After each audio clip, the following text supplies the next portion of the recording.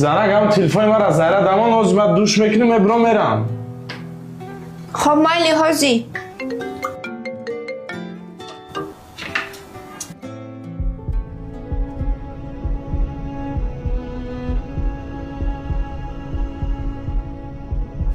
همون تلفن ما بیار.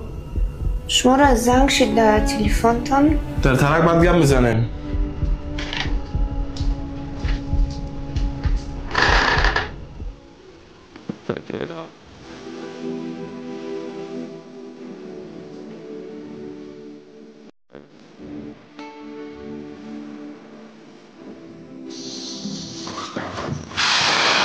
اومدی مرده؟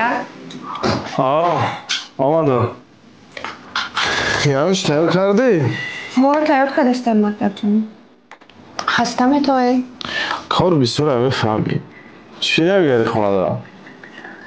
اون روز فهمیدن که همسایه ایزنش جدا شده و دختر یا شوی دیگه کدگی با شما مردک میفهمین گفتم من شما پرسم هم مردک چی حس میکده باشه وقتی بچهش یک کسی دیگه کلام میکنه و بچه هم میگه تا چی گفتستی؟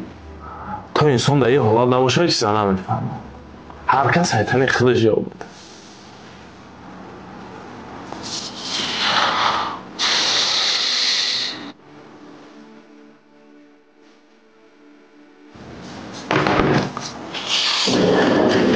مونده نشدی زنک؟